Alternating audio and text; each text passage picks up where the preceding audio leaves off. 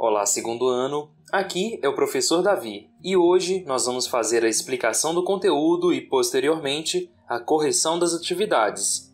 Se você quer ter acesso apenas à correção das atividades, basta clicar no card que vai aparecer aqui acima agora e lá você será direcionado a um vídeo com a correção das atividades da semana. Então vamos à explicação do conteúdo. Essa semana nós vamos trabalhar um jogo de tabuleiro, e este jogo de tabuleiro é o xadrez. O xadrez é um jogo de tabuleiro de característica competitiva, disputada entre dois participantes. Cada um é representado por peças de cores opostas. Geralmente são utilizadas peças pretas e brancas. O objetivo do jogo é conquistar o rei de seu adversário. Para jogar, é necessário um tabuleiro composto por 8 colunas e 8 linhas, o que resulta em 64 casas possíveis para a mobilidade das peças.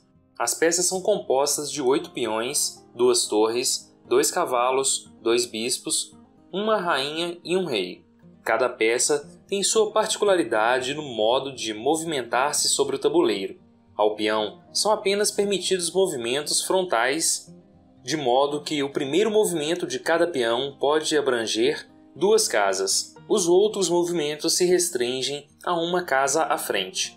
Embora se movimente para frente, o ataque do peão sempre ocorre na diagonal. A torre pode correr sem restrições de números de casas para frente, trás, direita e esquerda. O cavalo realiza um movimento em L, 2 casas em um sentido e uma casa em sentido perpendicular àquela, para qualquer direção. O movimento do bispo ocorre assim como no caso das torres, sem limitações de casas, porém apenas no sentido diagonal. A rainha tem livre movimentação no jogo. O rei pode apenas se movimentar de casa em casa, ainda que em qualquer direção do tabuleiro. A movimentação das peças por parte dos jogadores é feita a partir de estratégia bastante pensada. É por isso que se costuma usar o xadrez como analogia para quaisquer outras ações de estratégia, como ações políticas, por exemplo. Após essa breve introdução ao que é o xadrez, para alguns apenas relembrar o que é e como se joga, vamos ver agora uma visão filosófica e sociológica do xadrez. As regras do xadrez evoluíram de acordo com as mudanças sociais de diversas épocas. Acredita-se que o xadrez tem origem hindu. Seu precursor seria um jogo surgido na Índia no século VI a.C., o chaturanga, que em sânscrito significa 4 armas. Sânscrito, podemos dizer que é um grupo de línguas e dialetos indo-arábicos antigos do norte da Índia. Ele era disputado por 4 pessoas, cada uma com 8 peças: o rei, o barco, o elefante e 4 soldados, mais ou menos como é observado aí no vídeo. A ordem dos jogadores era definida por lances de dado. Não havia rainha, o que refletia uma discriminação sexual vigente na época. Na sequência, vem trazendo o contexto do xadrez na Europa. Com a invasão dos árabes no século X, o chaturanga chegou à Itália e ao sul da Espanha. Na Europa, o jogo passou a ser disputado por somente 2 pessoas. Anteriormente, como vimos, eram 4. A moralista sociedade cristã, que condenava os jogos de azar, inibiu o uso do dado. No lugar de um dos reis, criou-se a peça para a rainha, que inicialmente tinha pouco valor, andava apenas uma casa em qualquer direção, fazendo referência ao pequeno destaque da figura feminina naquele período. O elefante, que vinha do chaturanga, o jogo que possivelmente deu origem ao xadrez, era um animal inexistente na Europa. Assim, deu lugar ao cavalo, que era um animal de destaque muito utilizado naquele período. O vizir transformou-se em bispo. O vizir, nesse caso, ele era o governador ou ministro nomeado por soberano, ou seja, por um rei. E neste caso aqui passou a ser o bispo, pois a igreja tinha uma enorme influência naquele período. E por último, o barco deu origem à torre, simbolizando os castelos europeus. E ainda coloca uma informação importante que o roque é uma jogada muito estratégica do xadrez, em que o rei se protege usando a torre como anteparo, representa o refúgio dele em seu castelo. Então tem todo um contexto aí envolvido na recriação, na reconstrução do xadrez na Europa.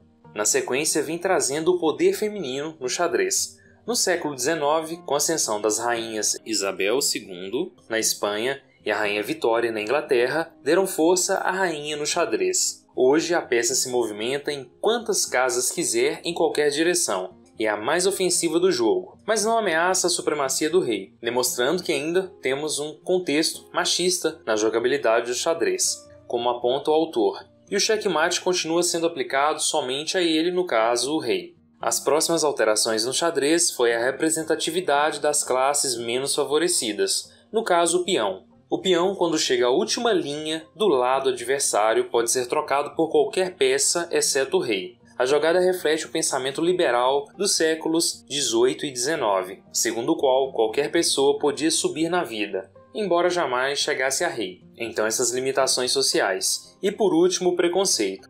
As cores pretas e brancas demonstram uma importante influência da sociedade racista e poderosa com relação à evolução e construção das regras do jogo. No sorteio, aquele que fica com as peças brancas é quem começa o jogo. A rainha branca não começa na casa preta e vice-versa. As peças do xadrez inicialmente eram confeccionadas em madeira, e havia apenas uma diferenciação entre os tons da madeira para diferenciar um jogador e outro. Com a evolução do jogo e a incorporação de aspectos sociais, que o jogo de xadrez passou a ter este ponto, essa situação de preconceito. Agora, pessoal, após a gente fazer a introdução ao assunto e a explicação do conteúdo, vamos às atividades da semana.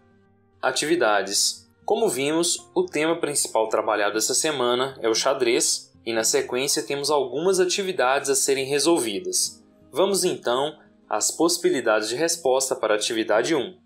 Atividade 1. O xadrez teve seu início com regras diferentes das dos dias atuais, mas com uma complexidade tão alta quanto a de agora. Quais as peças utilizadas na origem do xadrez? E aqui como resposta, pessoal, eu coloquei o seguinte: as peças utilizadas no início do xadrez, no jogo de chaturanga, que provavelmente é o jogo que deu origem ao xadrez, eram, no caso utilizadas, o rei, o barco, o elefante e 4 soldados. Tá certo? Fica esta possibilidade de resposta para a atividade 1. Vamos agora à atividade 2. Atividade 2. No texto, a última das regras se refere às cores preta e branca do xadrez, que correlacionam uma situação latente em nossa sociedade atual, o racismo. Mas como percebido, a sociedade influenciou diretamente nas regras, realizando mudanças reais no jogo bem como na realidade social de cada era. Deu uma sugestão de alteração da regra referente às cores do xadrez. Mas atenção, a mudança deve ser funcional. Esta questão exige uma resposta, em parte, pessoal, que é uma sugestão que você deve dar. E assim eu fiz para colocar uma possibilidade de resposta aqui. Eu coloquei o seguinte: eu mudaria as cores para amarelo e verde, extinguindo assim a conotação racista atribuída às cores e regras de início de partida. Ok, pessoal? A possibilidade de cores aqui é muito grande e é, em parte, pessoal. Eu escolhi apenas amarelo e verde para fazer alusão às cores que representam o nosso país, amarelo, verde e azul da bandeira, tá certo? Utilizei apenas o amarelo e o verde. E aqui, com a atribuição dessas cores, a gente exclui essa conotação racista que é atribuída às peças do xadrez quanto ao início da partida. Quem fica com as peças brancas começa a partida, além do posicionamento das rainhas no tabuleiro de jogo no início da partida. Ok, pessoal? Aqui é uma resposta tranquila e com base na que eu construí aqui para vocês, vocês conseguem desenvolver a resposta desta questão aí. Ok? Vamos à atividade 3. A atividade 3 pede o seguinte: posicionem no tabuleiro 2 bispos e 2 torres, indicando no tabuleiro suas possibilidades de movimento com linhas e retas, não podendo elas estar em situação de captura de ambas as peças. Então vamos à possibilidade de resposta aqui. Aí, pessoal, eu construí a seguinte possibilidade de resposta.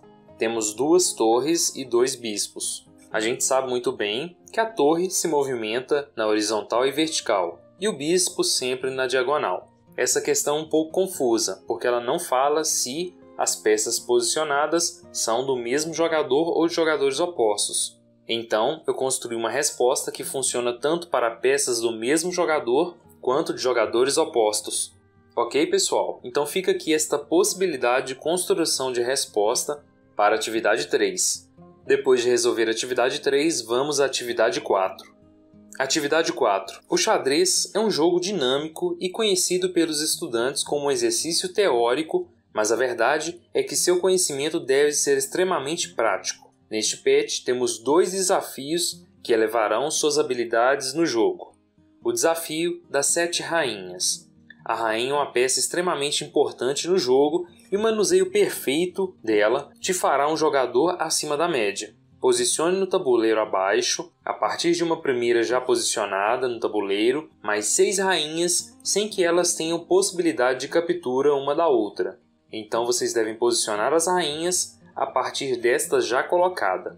E aí, como resposta a este desafio, eu construí o seguinte.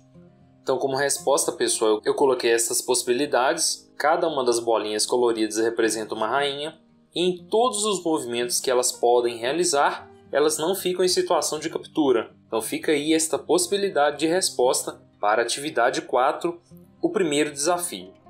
Após resolver este primeiro desafio, vamos ao próximo desafio. O próximo desafio é o desafio do cavalo. O cavalo é essencial em qualquer estratégia de um bom jogador de xadrez. Nesse exercício, elevaremos nossa habilidade de conduzi-lo pelo tabuleiro ao máximo. Você deverá caminhar com o cavalo pelo tabuleiro seguindo as seguintes regras. Você deve enumerar, de forma crescente, cada casa que seu cavalo passar, dando sequência ao caminho já iniciado.